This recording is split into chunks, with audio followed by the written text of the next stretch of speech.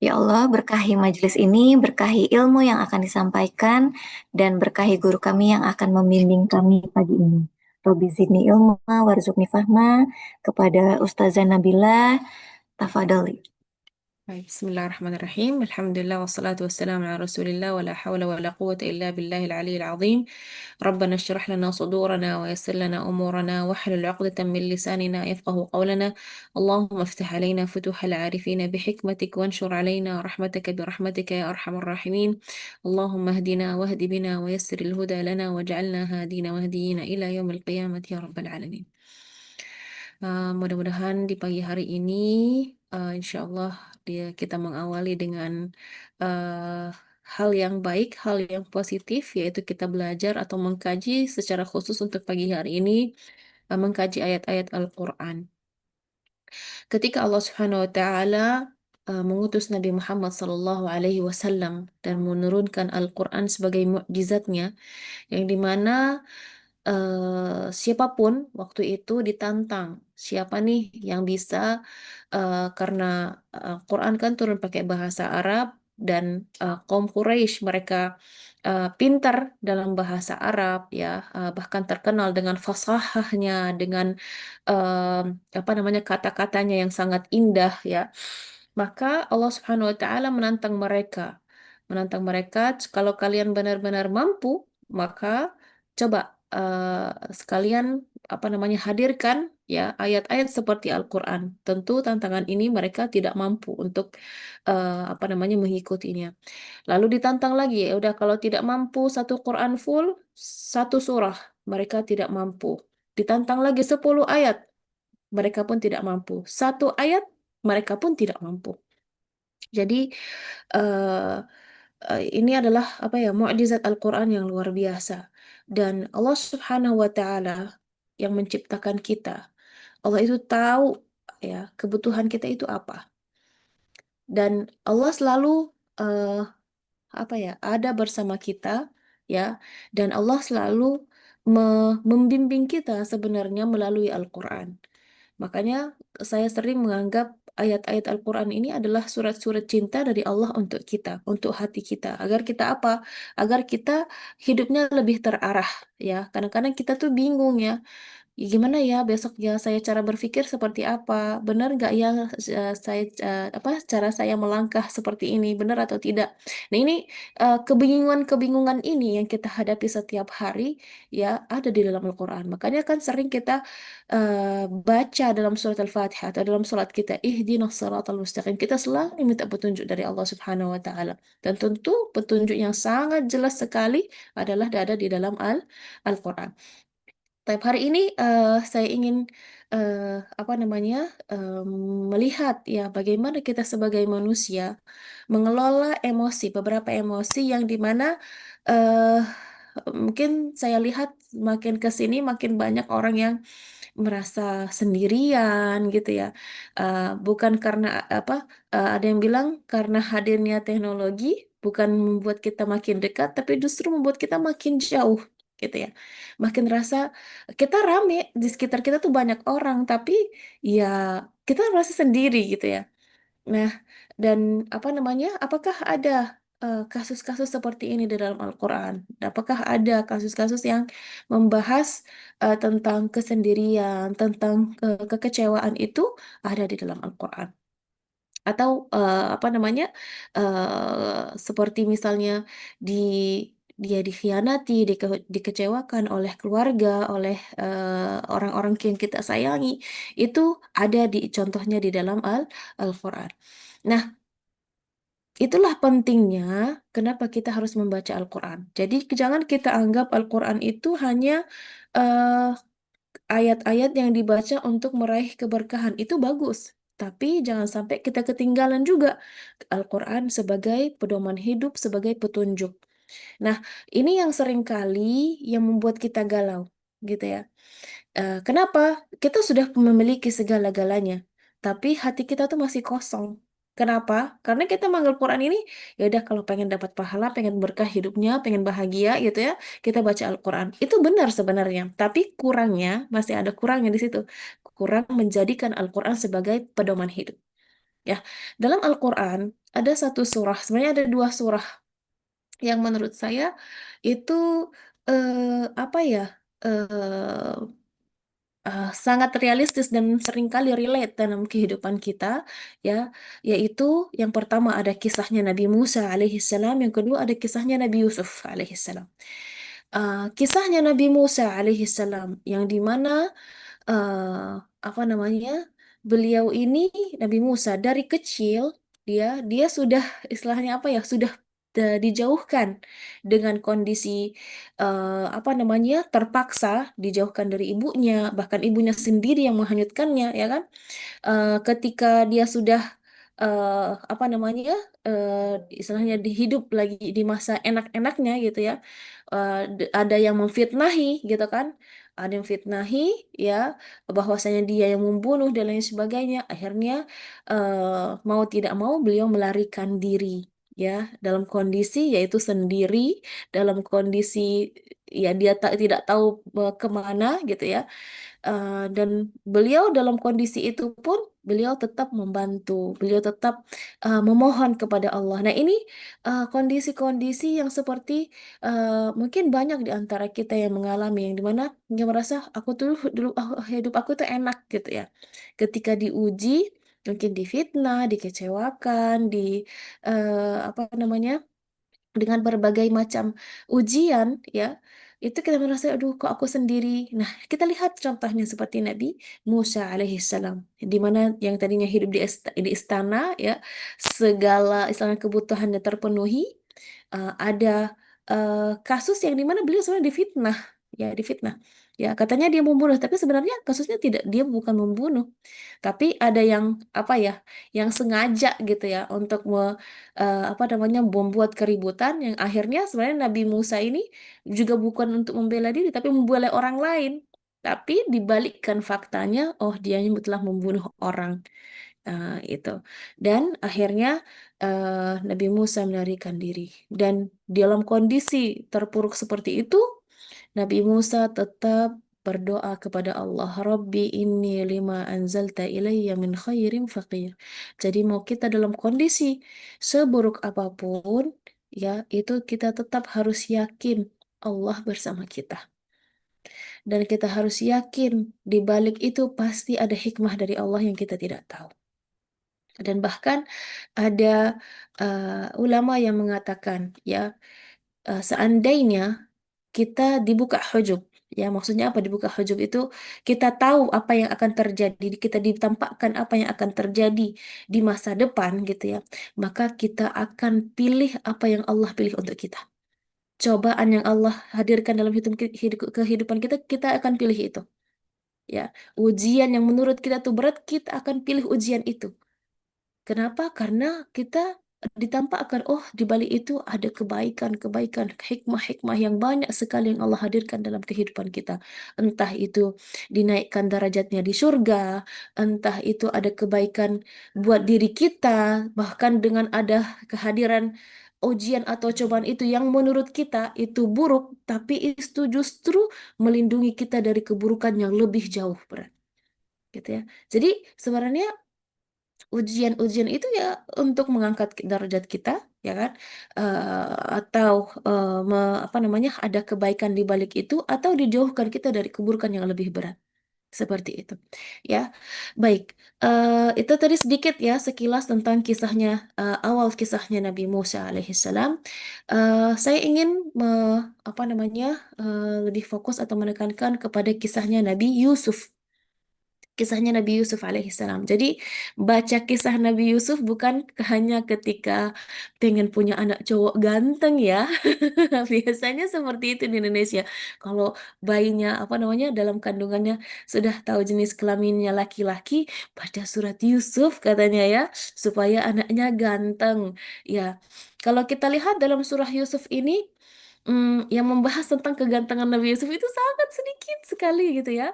Tapi yang cukup banyak yang dibahas dalam kisahnya Nabi Yusuf adalah bagaimana kita sebagai manusia mengelola emosi, ya.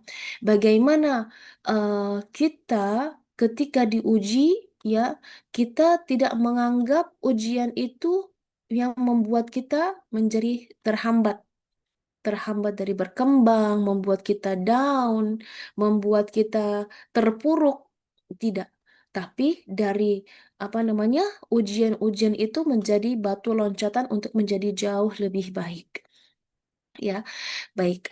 Mungkin kalau teman-teman punya Al-Quran, boleh buka Qurannya ya. Sebenarnya saya akan bahas sekilas aja karena waktu kita sampai 6:20 ternyata ya, sangat sedikit sekali. Tapi tidak apa-apa ya, apa namanya, dalam bahasa Arab, ma la yudraku kulluhu, la yutraku kulluhu. Yang tidak bisa digapai semuanya, maka jangan sampai kita tidak meraih walaupun sedikit gitu ya. Baik. Di surat Yusuf ini, ya kalau kita lihat awal surah Yusuf ini, itu Allah Subhanahu wa Ta'ala membahas tentang Al-Quran terlebih dahulu ya. Inna anzalnahu Qur'anan Arabiyyan la'allakum ta'qilun. Ya, nahnu naqussu 'alaika ahsanal qasas ya.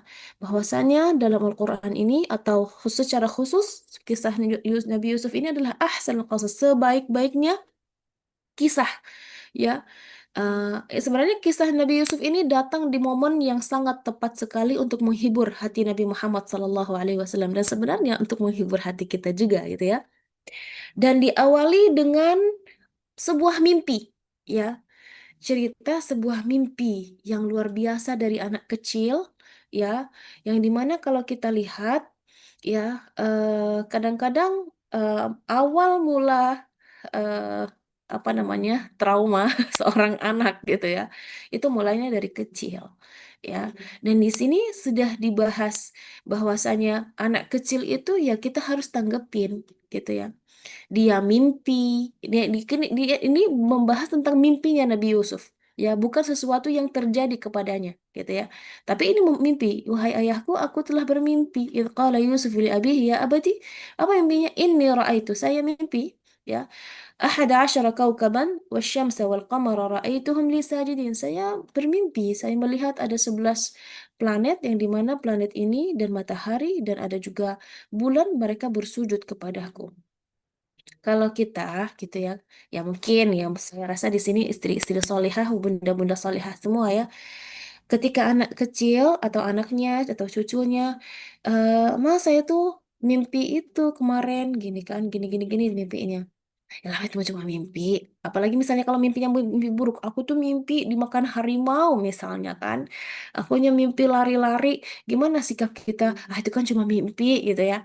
Nah, tanggapan Nabi Yakub alaihi salam atas mimpinya Nabi Yusuf alaihi salam, dia bilang jangan cerita ke apa namanya? Ke kakak-kakakmu.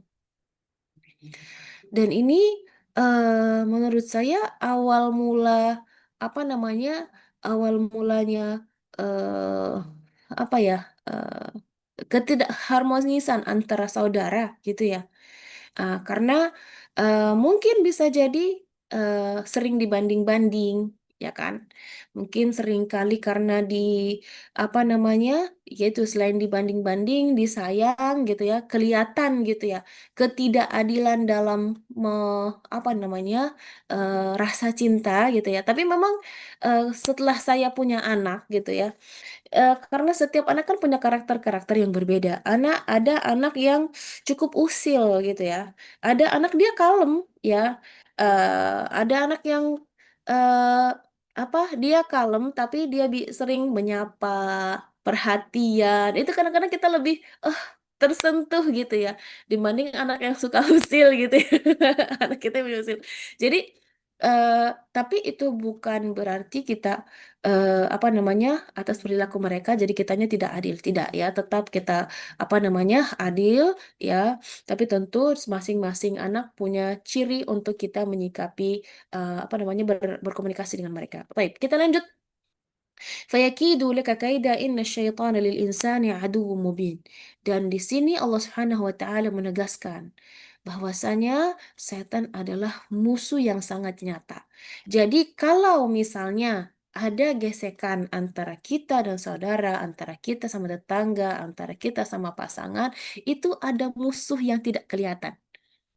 Ya, tapi jangan sampai kita dikit-dikit, ih dasar emang setan itu ya, dia enggak, tapi itu menjadi sebenarnya bahan introspeksi diri. Kenapa nih setan bisa jadi merusak antara kita? Jangan-jangan ada di antara kita nih hatinya yang nggak beres gitu ya. Nah, wakadzalika setelah itu, nah dari apa namanya cobaan-cobaan ini Allah hadirkan banyak ke apa namanya banyak anugerah kepada Nabi Yusuf alaihi salam ya wa yu'allimuka wa kadzalika yajtabika rabbuka wa yu'allimuka min ta'wilil ahadits ya wa yutimmu ni'matahu 'alaika. Ini pembukaan ya bahwa nanti memang ada ujian-ujian atau ada cobaan-cobaan, tapi di balik itu Allah diawali dengan apa namanya nanti kamu akan dapat apa istifa ya, di dipilih, dianugerah ya, diberi ilmu dan diberi kenikmatan yang luar biasa. Lalu masuklah ke babak yang masih di apa namanya, tadi kan cuma openingnya saja, openingnya kisahnya Nabi Yusuf, lalu masuk di cerita yang sangat apa namanya, bagi satu cerita dari masa kanak-kanaknya Nabi Yusuf alaihi salam. Bismillahirrahmanirrahim. Apa ini? Apa ini? Ya, kisah kanak-kanaknya Nabi Yusuf alaihi salam yang dimana diawali di sini tadi kan sudah dengan pembukaannya dengan mimpi, kejadian nyatanya, realitanya seperti apa? Ya, tentu tidak seindah apa yang dimimpikan oleh Nabi Yusuf alaihi salam. Nah, ini kadang-kadang karena kita sekarang ini kan di zaman serba instan ya. Jadi kita tuh cepat frustasi. Kenapa? Ya, kok saya udah ngafal surah Al-Mulk tapi nggak hafal-hafal ya gitu ya. Saya sudah nyoba apa namanya, sudah nyoba misalnya bikin kue sudah berkali-kali tapi kok nggak bisa-bisa ya. Sedangkan kita dari kegagalan-kegagalan itu ya kita belajar, oh ternyata kemarin masak kuenya kurang manis misalnya. Oh ternyata hari ini misalnya aku masaknya itu misalnya tepungnya kurang diayak misalnya, atau misalnya eh, gulanya misalnya harusnya halus kita masih gulanya kasar gitu ya.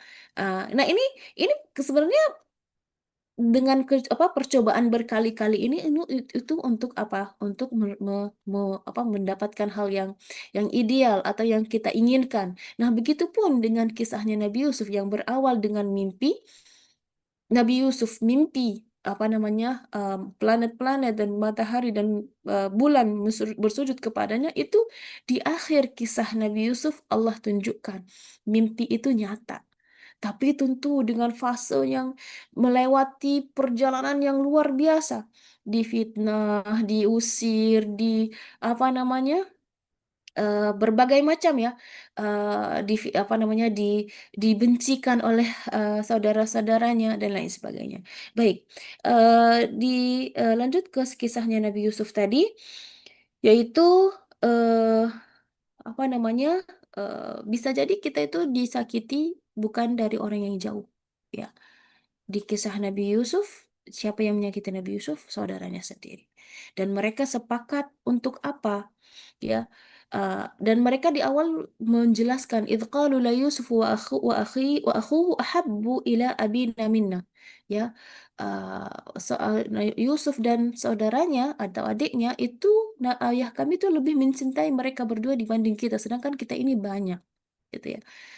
Inna abana lafi dhalalin mubin. Makanya di sini ada miskomunikasi. Ya, kelihatan sikapnya seperti itu, tapi tidak ada tabayun. Jadi kadang-kadang kita antara anak dan orang tua ini kita harus juga tabayun nih ya, tabayun. Nah, uqtulu Yusuf, mereka punya ide-ide membunuhnya atau apa namanya, menjauhkannya secara seperti apa. Namun ada di antara yang banyak itu, ada yang satu sepertinya dia ada rasa sayang kepada Nabi Yusuf yang kecil ini. Dia bilang, ya udah kita lempar aja di mana? Di sumur. Di mana sumur ini juga biasanya di perjalanan yang jarang sekali ada orang yang melewatinya. Kira-kira kalau kita diuji seperti itu, maksudnya diuji ya di luar sesuatu yang di luar kendali mereka. Ini sesuatu yang sudah direncanakan di luar kendalinya Nabi Yusuf. Nabi Yusuf pun tidak tahu. Juga Nabi Yusuf masih kecil. Makanya kalau kita di posisi seperti itu, maka kita serahkan kepada Allah. kita lakukan apa yang Allah perintahkan untuk kita. Kita fokus, Allah perintah kita sholat, ya udah kita jalankan sholat. Allah memerintahkan kita untuk mengaji, menjaga aurat, menjaga pandangan, menjauhkan dari dosa, dijauhkan dari riba, dijauhkan dari zina, ya kan? Ya udah kita lakukan itu. Tapi ya Allah, ada yang sholat tapi dianya misalnya nggak apa namanya mulus-mulus aja hidupnya gitu ya. Nggak, kita lakukan apa yang diperintahkan oleh Allah. Orang mau berbuat buruk kepada kita itu sudah di luar kendali kita. Dan kalau kita lihat ya, di kisahnya Nabi Yusuf ini sesuatu ya yang terjadi yang di luar kendali Nabi Yusuf, yang dimana ya Nabi Yusuf ini ditemukan oleh kafilah ya, oleh kelompok orang yang pedagang gitu ya, yang dimana Allah hadirkan ya, Allah kirim angin yang kencang yang biasanya jalan mereka lalui, itu Allah di tempat itu Allah hadirkan angin yang kencang, akhirnya mereka belok ganti arah. Arahnya kemana? Arahnya mendekati, melewati apa namanya sumur yang dimana ada Nabi Yusuf di situ. Yang dimana jarang sekali. Makanya, makanya sesuatu yang di luar kendali kita, kita pasrahkan kepada Allah. Orang mau ngajakin kita, orang mau fitnahin kita, orang yang sudah membuat apa merencana untuk menjatuhkan kita itu di luar kendali kita. Maka bagaimana? Ya, kita pasrahkan kepada Allah. Allah sudah mengatur segalanya. Allah akan membangkitkan kita dengan caranya. Dan kita harus yakin itu. Gitu ya. Nah, setelah ditemukan, ya, Nabi Yusuf ditemukan, gitu ya. Eh, dan apa ya? Kejahatan itu cepat atau lambat itu akan kelihatan, akan ketahuan. Dan sebenarnya apa namanya Nabi Yakub itu tahu bahwa sebenarnya ini ada sesuatu yang tidak beres. Makanya qala bal sawwalat lakum anfusukum, ada sesuatu nih, ada isyarat. Baju yang dibawa, yang mereka mengatakan ini apa namanya dimakan Nabi Yusuf dimakan oleh serigala, ya. Buktinya ini nanti baju ini pun akan menjadi bukti di akhir kisah juga bahwa ya udah seburuk-buruk apapun orang menyembunyikan apa namanya rencana buruk mereka itu suatu hari akan ketahuan. Maka di akhir apa namanya fase kanak-kanaknya Nabi Yusuf alaihi salam, bahwasanya di balik ujian itu ada rencana Allah yang luar biasa. Apa kata Allah? Wa kadzalika makkanna li Yusuf fil ardi wa linu'allimahu min ta'wilil ahadits, ya. Dengan seperti inilah ya. Dengan kondisi seperti ini, kami sebenarnya makanna li Yusuf fil ardi. Kami akan menjadikan Yusuf sebagai pemimpin di muka bumi ini, walinu'allimahu min ta'wilil ahadits, dan kami akan memberinya ilmu, yaitu ilmu tafsir ar-ru'ya. Dia bisa menjelaskan atau mengartikan mimpi-mimpi. Wallahu ghalibun ala amrihi walakin aktsaran nasi la ya'lamun, bahwasanya Allah Subhanahu wa taala yang menguasai segala-galanya. Ya, ketika Allah perintahkan sesuatu, maka tidak ada orang siapapun yang bisa menghalanginya. Walakinna aktsaran nasi la ya'lamun. Tapi banyak manusia tidak tahu. Gitu ya. Jadi itulah akhir fase kanak-kanaknya Nabi Yusuf alaihi salam, ini luar biasa ya. Banyak apa namanya yang relate ya dengan kehidupan kita sehari-hari gitu ya.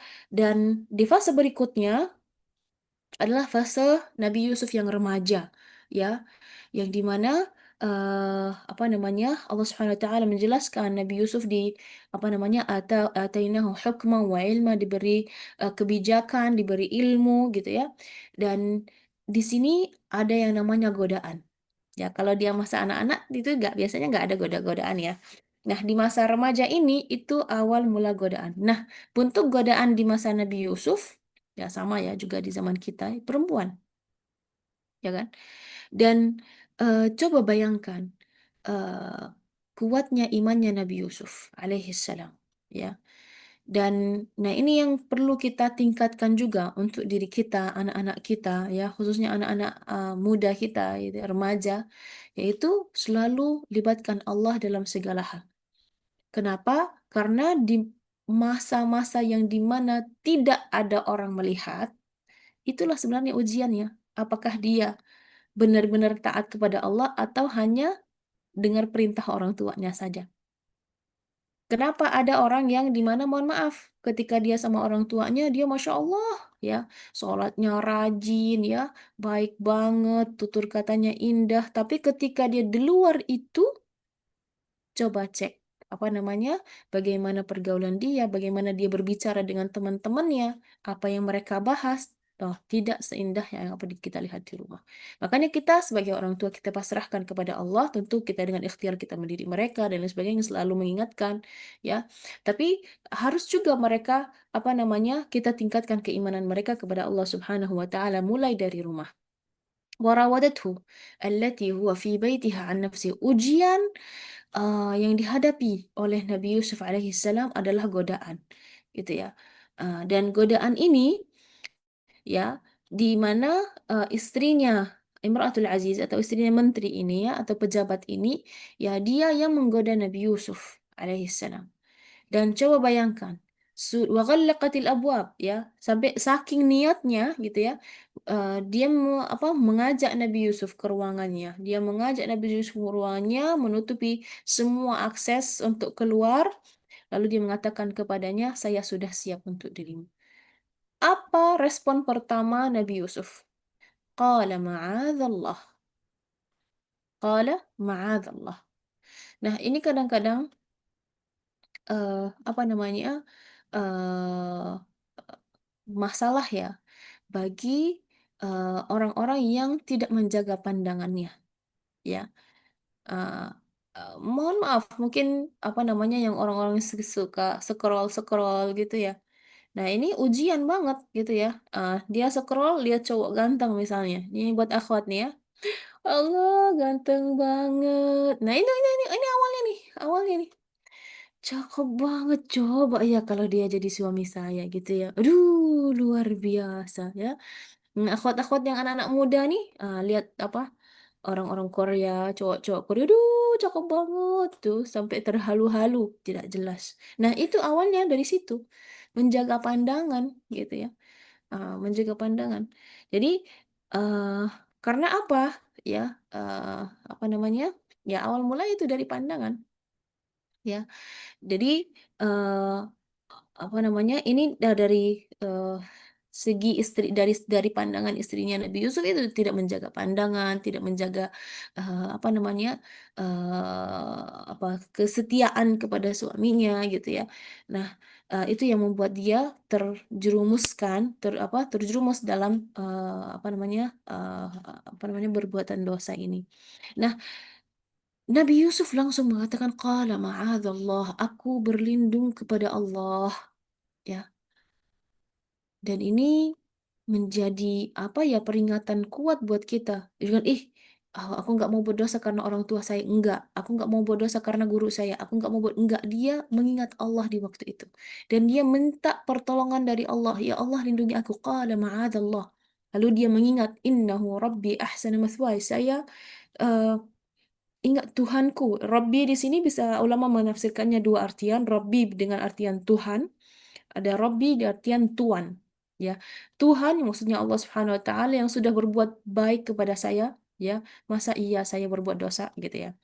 Eh, Tuhan di sini maksudnya orang yang menyelamatkannya. Ya, dan dia di istana itu dia diberi banyak kenikmatan seperti itu.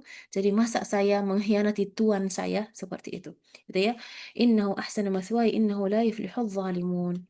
Dan ketika dia pasrahkan diri kepada Allah, dia minta pertolongan dari Allah, tentu bukan hanya ma'adzallah doang gitu ya. Ada actionnya. Nah, kadang-kadang kita nih, saya kan di lingkungan saya itu seperti ini, jadi saya nggak bisa melindungi diri. Ya harus ada actionnya. Nabi Yusuf nggak bilang, ya udah, ma'adzallah, udah, ya udah, gitu aja. Enggak, gitu. Dia apa namanya? Dan memang Allah SWT mengatakan, kadzalika linasrif anhu su', ya, kami akan melindunginya dari perbuatan apa namanya keburukan dan perbuatan dosa karena dia adalah hamba kami yang kami pilih mukhlasin ya bukan mukhlis saja bukan yang ikhlas tapi mukhlas yang terpilih gitu ya. Apa apa reactionnya apa gerakannya Nabi Yusuf wastabaqal bab dia lari ya. Bukan ya udah tunggu apa? Enggak. Jadi ada actionnya Nabi Yusuf. Nabi Yusuf actionnya adalah berlari untuk membuka pintu. Ketika dia hendak membuka pintu, istrinya pejabat ini dia menarik dari belakangnya Nabi Yusuf sampai bajunya sobek. Ketika terbuka pintu itu, ya, apa yang terjadi? Adanya eh, apa namanya suaminya. Nah, ketika ada suaminya ketahuan. Tapi itulah orang ya, eh, tidak mau dikatakan dia salah. Ya, apa istrinya mengatakan? Qalat ma jaza'u man arada bika ahlika su'an illa an yusjana aw adzabun alim. Ya, dah sana, sana. Ya, eh, gimana kalau ada orang yang ingin berbuat buruk terhadap keluargamu, sedangkan sebenarnya siapa yang ingin berbuat buruk? Ya, dirinya sendiri. Nah, ini yang sering terjadi ya dalam kehidupan kita. Kita berbuat kebaikan gitu ya. Tapi orang ya menzalimi kita, orang berbuat buruk kepada kita. Kembali lagi saya sampaikan, ketika ada orang berniat jahat, itu kita akan serahkan kepada Allah. Dan Allah pasti akan membela kita. Gitu ya. Pasti Allah membela kita. Lalu Nabi Yusuf mengatakan, "Qala hiya rawadatni an nafsi." Dia yang menggoda saya, ya. Lalu ada saksi kalau seandainya bajunya sobek dari depan, maka Nabi Yusuf yang berbohong. Tapi ya apa namanya? Kalau enggak, ambil, ambil yang 10.000 coba. قالت ما جزاء tadi sudah selesai. Qala hiya rawadatni an nafsi, lalu wa syahida syahidun min ahliha, ya ada yang apa namanya bersaksi ya. Kalau bajunya sobek dari belakang berarti dia yang bohong, berarti dia yang menggoda Nabi Yusuf. Ternyata ya baju Nabi Yusuf sobek dari belakang ya. Qala innahu min kaidikun. Nah, ini juga apa namanya menunjukkan lemahnya ghirahnya, lemahnya ghirahnya, apa namanya apa cemburunya ya kepada istri ini lemah nih ya. Harusnya kan kalau orang ketahuan seperti itu dia marah meledak-ledak gitu ya misalnya gitu ya, tapi ini enggak. Innahu may kaidikun, ya inna kaidakunna azim gitu ya. Oh ini apa namanya, emang kalian banyak ini ya, banyak olah kayak gitu, lebih ulah gitu ya. Yusuf a'rid an hadza wastaghfir li dzambiki. Sudah Yusuf berhenti apa namanya jauh dari perkara ini ya, dan wastaghfiri li dzambiki, kamu beristighfar wahai istriku. Dan seperti itu ya. Nah, kejadian ini jadi viral ya. Nabi Yusuf terlihatnya apa? Nabi Yusuf yang sebenarnya yang zalim gitu ya. Nah, viral. Uh, atau viral atau viral, pokoknya terkenal lah, tersebar di satu kota itu. Ya, waqala niswatun fil madinati imra'atul aziz turawidu fataha an nafsih. Ya, kata istrinya Al Aziz ini, saya nggak mau kelihatan jelek di mata orang gitu. Ya udah, siapa yang ngomongin saya buruk saya undang ke istana. Nah, semua tuh perempuan-perempuan tuh yang dia omongin ya, apa namanya, omongin dia dengan buruk semua diundang. Ketika diundang, saya ingin membuktikan kepada kalian, ya. Nah, di sini orang yang jahat mencari validasi, ya. Eh, Nabi Yusuf, apakah Nabi Yusuf enggak aku yang benar, aku mau cari enggak ya. Ini Nabi ada apa istrinya Imratul Aziz ini, dia mencari validasi untuk membenarkan atas kejahatannya itu. Dan di zaman sekarang banyak ya seperti itu ya. Dia berbuat jahat, berbuat zalim, dia memviralkan dirinya sendiri, terus bilang ya aku tuh apa, aku tuh sebenarnya yang disakiti gitu ya. Seperti itu, entah dari status WA-nya, IG-nya, FB-nya, TikTok-nya, sekarang mau banyak macam-macam ya. Kalau untuk viral itu cepat sekali. Ya, dan ini sebenarnya bukan hanya di zaman sekarang, dari dulu tuh di kisahnya Nabi Yusuf pun orang yang jahat ya ingin memvalidasi, ingin mendengarkan dukungan atas apa bener tuh saya tuh pantas dong saya buat kayak gini, orang dianya cakep misalnya kayak gitu ya. Pantas dong karena dia seperti ini seperti itu, mencari validasi. Falamma sami'at bimakrihinna arsalat ilaihinna wa a'tadat lahun, dipersiapkan semuanya ya sampai sedetail-detail itu, sampai apa tempat mereka untuk bersender pun dipersiapkan ya, sampai buah-buahannya persiapkan ya. Ya playing victim, nah kata anak zaman sekarang ya betul ya. Dan biasanya apa namanya di hidangan apa namanya pejabat-pejabat itu tentu yang pertama ada makanan beratnya dan sebagainya. Ini pas di momen terakhir ya, momen yang dimana dihidangkan buah-buahan ya. Wa qalat ikhruj alaihin, dikeluarkan Nabi Yusuf ya. Falamma ra'ainahu, ketika mereka melihat Nabi Yusuf alaihi salam, akbarnahu wa qatta'na aydiyahum, mereka takjub dengan keindahan ya Nabi Yusuf alaihi salam, dan mereka di sini istilahnya wa qatta'na. Qatta'na di sini bukan artinya mereka memotong jari-jarinya ya, karena seringkali apa namanya kita salah faham. Qatta'an di sini sampai mereka motong jari-jarinya, enggak. Masa motong jari nggak berasa-berasa ya? Maupun seindah siapa apapun itu tetap berasa. Maksudnya di sini mereka melukai ya. Karena tentu yang dihidangkan itu pisau bukan gergaji ya. Pisau buah-buahan, pisau buah-buahan apa sih gitu ya? Masa sih sampai bisa potong jari ya? Tidak, melukai. Saking indahnya Nabi Yusuf, mereka melukai jari-jari mereka ya, dan tanpa mereka berasa. Gitu ya. وقلنا حاش لله ما هذا إلا بشرا إن هذا ما هذا بشر إن هذا إلا ملك كريم ya, oh batasan ini bukan manusia, ini adalah apa namanya malaikat gitu ya. Orang yang sangat agung dan mulia gitu ya. Nah, terus dia memvalidasi. Qalat fadzalikunna alladzi lumtunani fih ya walaqad rawattuhu an nafsihi fastasam, dan dia mengakui ya. Itu kan lihat dah, itu kalian yang mengatakan saya suka sama hamba sahaya saya ini, kalian pun terkesima dengan keindahannya gitu ya. Dan saya sudah mencoba untuk menggodanya tapi dia tidak mau. Dia mengakui ya. Jadi dia mengakui kesalahannya, tapi untuk minta divalidasi bahwa kesalahan saya itu tuh benar gitu. Saya berbuat salah itu sebenarnya itu benar dan itu tidak dibenarkan sama sekali gitu ya. Gitu ya. Ya membolak-balik fakta ya. Dan dia mengancam kalau dia tidak mengikuti apa yang saya perintahkan, maka ya dia akan dipenjarakan atau dia akan dapat siksaan. Maka Nabi Yusuf alaihissalam pasrah. Qala rabbi sijnu ahabbu ilayya mimma yad'unani ilaih ya. Apa namanya? Di sini sudah selesai babak apa namanya? Godaannya, ujiannya atau cobaannya Nabi Yusuf alaihissalam di masa ini. Lalu ada babak baru ya, atau fase baru, yaitu fase Nabi Yusuf alaihissalam di dalam penjara, dan bagaimana sikapnya itu insya Allah mungkin kita di pertemuan-pertemuan berikutnya ya Kak Teh Yanti ya. Insya Allah mudah-mudahan apa yang sedikit yang kita sampaikan tadi yang menjadi bahan, yang pertama introspeksi buat diri kita sendiri, yang kedua menjadi apa ya, eh, untuk apa? Untuk kita tetap mengaji Al-Quran. Untuk tetap kita mengkaji Al-Quran. Makin kita mendalami Al-Quran, makin kita rasa, oh, relate loh sama cerita saya gitu ya. Ternyata dalam Al-Quran itu ada kisah seperti yang saya alami, mungkin di bagian-bagian tertentunya, dan bagaimana sikapnya Nabi Yusuf, bagaimana Allah menguatkan hati-hati hambanya ini agar tetap istiqamah, selalu di dalam ketaatan dan iman kepada Allah Subhanahu wa Ta'ala. Mungkin saya cukupkan terlebih dahulu.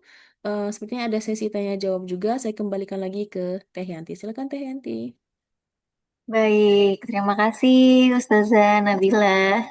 Jadi bunda-bunda intinya kurangin nonton opa-opa Korea ya, gitu kata Ustazah ya. Jadi kita harus lebih mendekatkan diri sama Al-Quran gitu ya. Jadi dikurangi mungkin yang sering nonton drakornya gitu ya, dibatasi gitu ya. Barakallahu fikum Ustazah, syukur atas ilmunya hari ini. Nah, silahkan bagi bunda-bunda semua yang ingin bertanya gitu ya, karena hari ini Alhamdulillah nih mumpung dibersamai dengan Ustazah Nabila, silahkan kami buka sesi tanya jawab dan mungkin kita batasi ya sampai dengan 2 atau 3 pertanyaan. Jadi silahkan ada yang mau bertanya boleh raise hand. Kata Bu Yuni, duh nggak pernah drakor juga. Dracin ya sama aja Bu. Oke, baik silakan ada yang mau bertanya atau mungkin boleh kalau memang tidak nyaman untuk apa namanya raise hand di ruang Zoom gitu ya, boleh di kolom chat kami silahkan.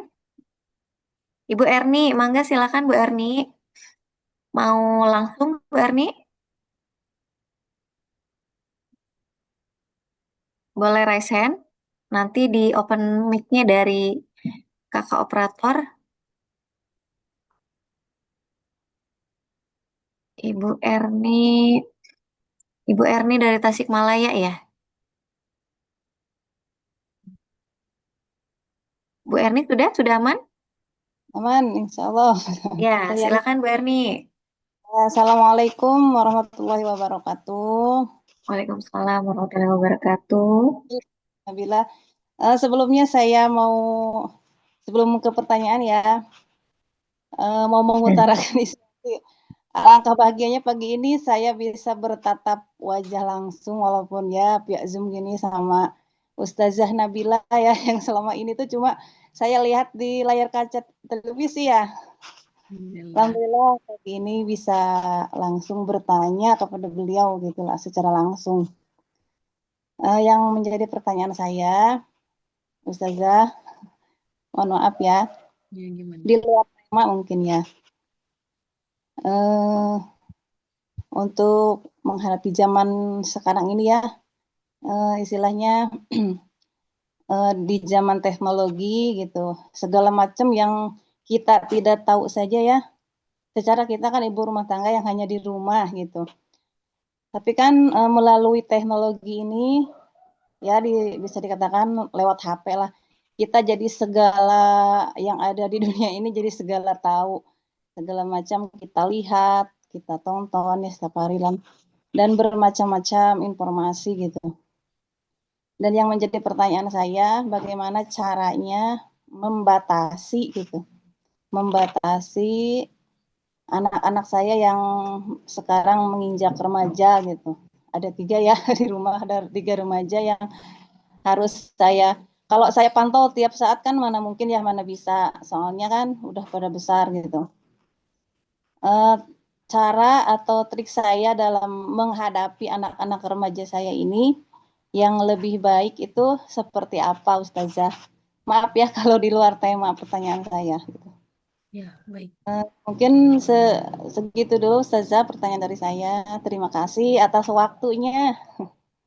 Baik, Wassalamualaikum. terima kasih. Waalaikumsalam warahmatullahi wabarakatuh. Ustazah Nabila, boleh langsung dijawab saja ya? Silakan. Oke, baik.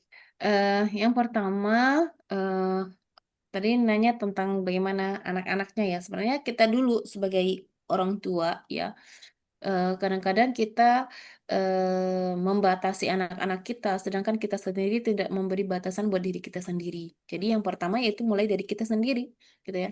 Dan kalau kita mau lihat pendidikan kita berhasil atau tidak, ya sebenarnya jangan lihat ke anak-anak kita dulu, lihat ke diri kita dulu, gitu ya. Eh, jadi misalnya kita merintah anak-anak sholat sedangkan kita sendiri yang bolong-bolong gitu ya. Ya, jadi ini gimana mau berhasil gitu sedangkan kita ya yang orang tuanya ini tidak memberi contoh yang baik. Jadi kalau kita pengen anak-anak kita apa namanya HP-nya tidak 24 jam depan HP ngeluaran gitu ya. Itu ya kita dulu yang tunjukkan. Oke, kalau kita sudah tunjukkan, terus mereka tetap ini, ya apa namanya, maka kita mensibukkan mereka karena mereka memiliki energi yang luar biasa. Jadi kita sibukkan mereka dengan kegiatan-kegiatan outdoor, dengan mengikutkan mereka ke apa namanya kelas-kelas misalnya berenang, memanah.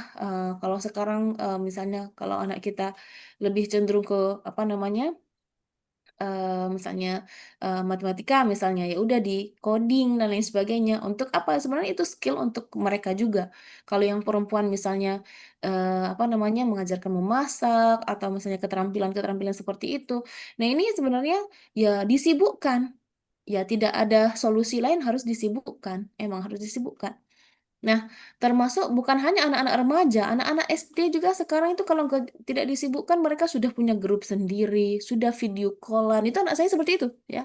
Anak saya waktu itu kelas 2 SD perempuan, ya anak perempuan kan lebih sosialnya tinggi ya. itu sudah kau tukar kontak HP gitu ya. Anak saya nggak punya HP, itu pakai HP saya. Tapi mah boleh nggak pinjam HP-nya? Kenapa? Mau video call. Karena kan waktu itu tanggal merah, mau video call. Perasaan kemarin juga udah ketemu, besok juga mau ketemu, ngapain video call gitu ya. Tapi namanya juga anak-anak apa namanya eh pengen berinteraksi dengan HP, apalagi setelah COVID gitu ya. Pas COVID kan banyak apa daring dan lain sebagainya itu sangat ngaruh. Nah, berujung dengan apa? Ya udah harus disibukkan, entah disibukkan dengan ngaji, disibukkan dengan kegiatan eskul, disibukkan dengan les, kelas-kelas dan lain sebagainya. Itu setidaknya mengurangi ya interaksi mereka dengan HP. Tentu walaupun mereka nanti diberi HP itu dengan syarat-syarat ya. Misalnya kalau saya pribadi ya, karena anak saya masih kecil ya, nggak boleh misalnya nonton yang ada perempuan-perempuan yang buka aurat ya walaupun itu dalam konteks edukasi misalnya dia menjelaskan apa enggak pokoknya tidak boleh perempuan yang membuka aurat tidak boleh yang misalnya ada apa tembak-tembakan bunuh-bunuhan ya kriminal itu tidak boleh ya namanya juga anak-anak kadang-kadang dia nggak main game tapi melihat orang main game gitu ya. Seperti itu. Jadi dan setiap anak beda-beda. Dan itu saya sering kali tegaskan ya ada beberapa syarat. Kalau mama lihat kalian seperti itu, mama akan tarik. Mama kalian nggak boleh nonton HP, kalian nggak boleh nonton TV kayak gitu. Kalian nggak boleh main game dan lain sebagainya. Seperti itu. Atau misalnya kadang-kadang kan di rumah nggak boleh gitu kan ada waktu tertentu gitu ya. Kita teratur. Mereka malah pergi ke mungkin kalau teman-teman di sini ke tetangga ya. Kalau saya kan gak ada tetangga. Jadi mereka ke ustadz-ustadz yang di pondok gitu ya. Ustadz, tolong ustadz, aku mau nonton, aku mau kayak gitulah. Kadang-kadang apa namanya juga di pondok karena ini anak kiai misalnya diturutin enggak. Tetap nanti saya juga tegaskan ke apa namanya ustadz-ustadzahnya nggak boleh kayak gitu. Ya namanya juga apa namanya mendidik ya kita tetap usaha. Jadi dan satu yang tidak kalah pentingnya adalah kita berdoa. Kekuatan doa seorang ibu itu luar biasa ya selalu kita doakan agar Allah Subhanahu wa taala menjaga mereka dari hal-hal yang buruk menjaga pandangan mereka menjaga hati mereka menjaga atau apa menghadirkan selalu orang-orang yang baik yang menjaga dia gitu Amin. ya Allahumma sakhir li auladi ibadakas salihin gitu ya. Baik. Mungkin semoga terjawab ya, Bunda ya, karena ini juga anak saya yang perempuan sudah menuju ke eh, apa namanya masa remaja, jadi luar biasa pokoknya. Alhamdulillah. Mudah-mudahan Allah mudahkan untuk kita semua dan Allah ridha. Amin, amin ya rabbal alamin. Nah, izin membacakan ada pertanyaan dari kolom chat ya, dari Ibu Nur Islah. Ustazah, hukum perjalanan dinas seorang diri bagi perempuan bagaimana katanya? Oke, sebenarnya eh dia apa namanya perjalanan sendiri safar ya, maksudnya safar. Nah, memang dalam hadis Rasulullah Shallallahu Alaihi Wasallam bersabda la tusafiran imra'atin illa ma'adhi mahram, gitu ya.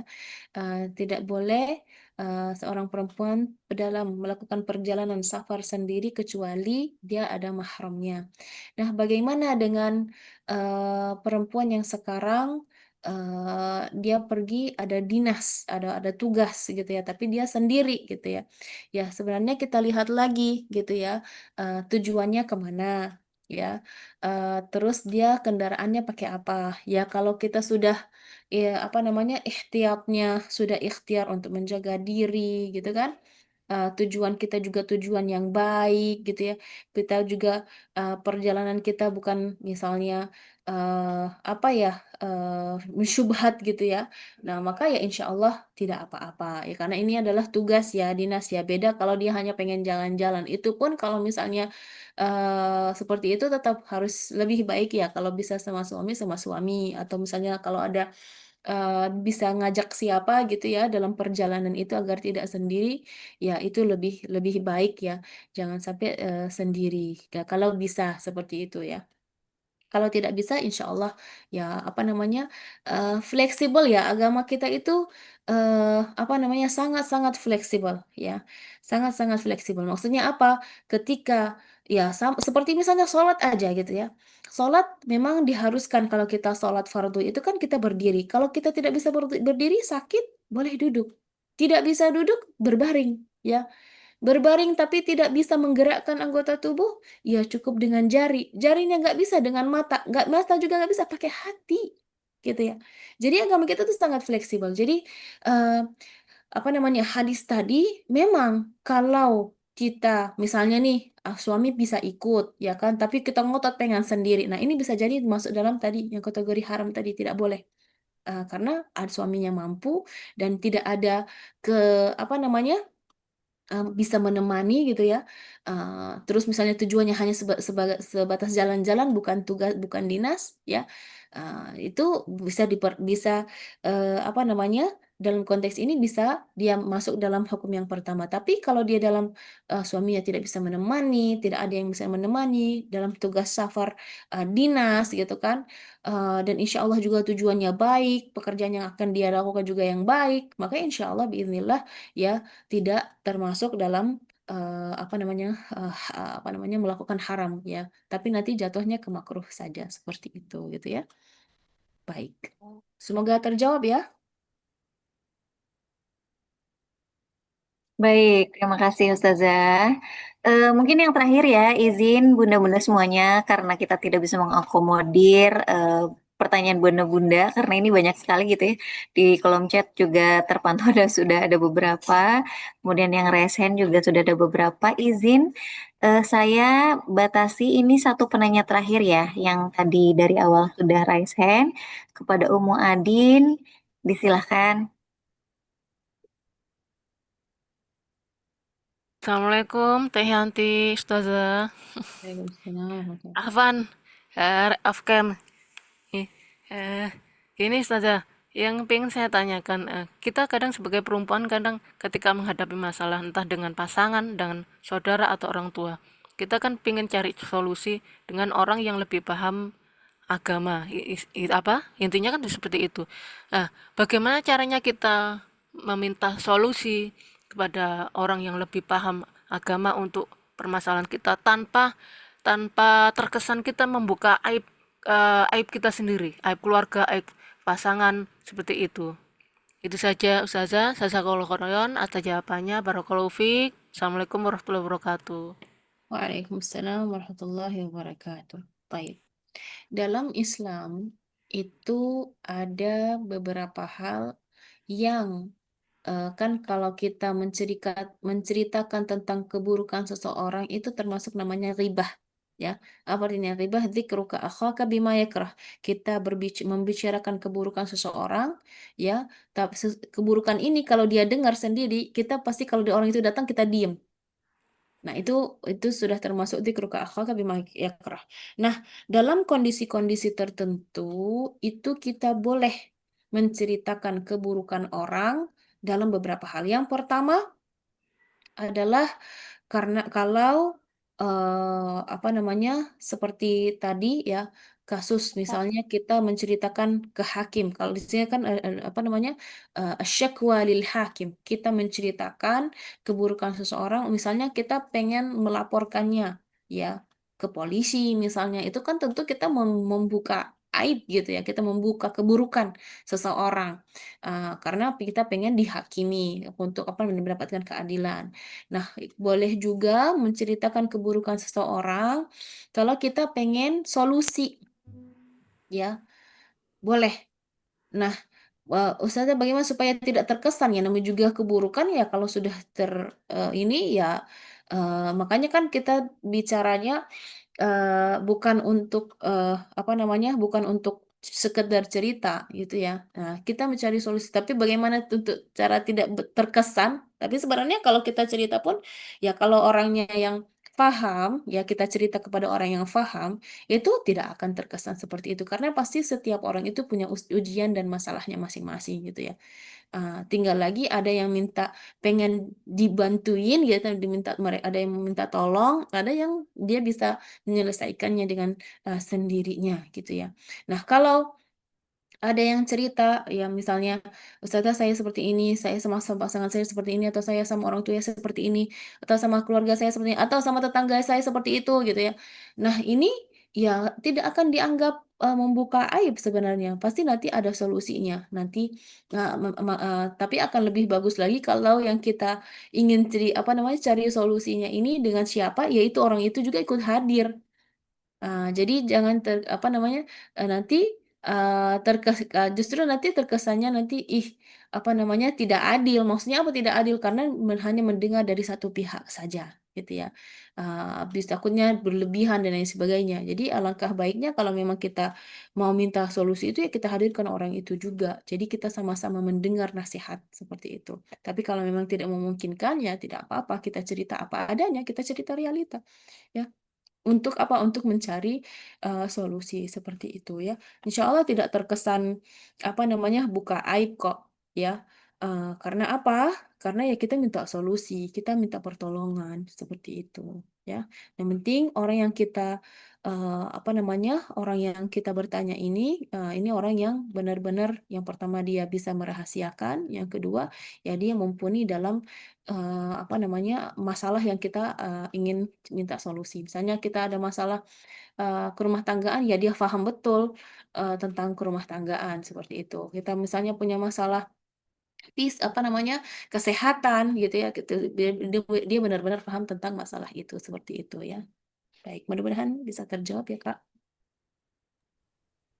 Baik, terima kasih. Alhamdulillah, syukron, jazakumullah khairan, kasiran ya kepada Ustazah Nabila sudah menjawab pertanyaan bunda-bunda semua di sini. Saya ulangi sekali lagi, mohon maaf gitu ya kepada bunda-bunda yang belum terakomodir pertanyaannya.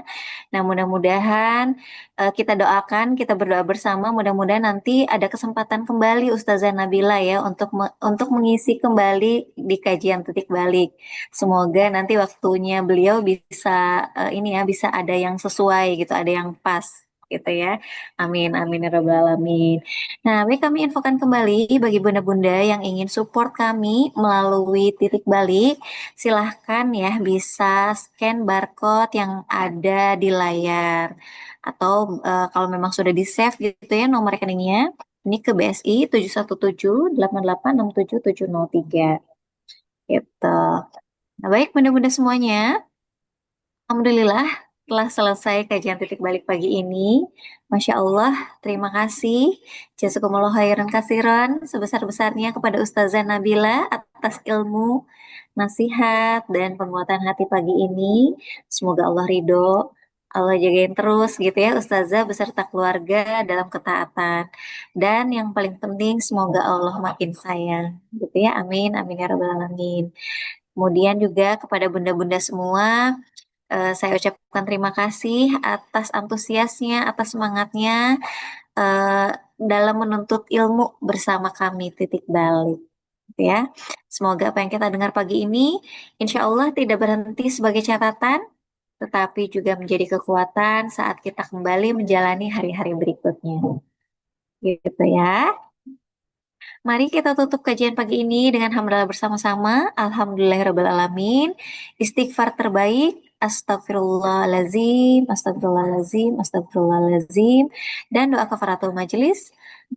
Subhanakallahumma wa bihamdika asyhadu alla ilaha illa anta astaghfiruka wa atubu ilaik. Sampai jumpa di kajian titik balik berikutnya. Selamat menjalankan aktivitas kembali. Assalamualaikum warahmatullahi wabarakatuh. Terima kasih Waalaikumsalam warahmatullahi wabarakatuh. Kan terima doa-doa terbaik Warahmatullahi wabarakatuh. Terima kasih Ustazah Nabila dan Teh Yanti. Jazakillah semuanya sehat-sehat bunda-bunda. Sehat semua. Barakallahu fikum semuanya. dan rahmat Allah Subhanahu wa taala. Assalamualaikum. Waalaikumsalam.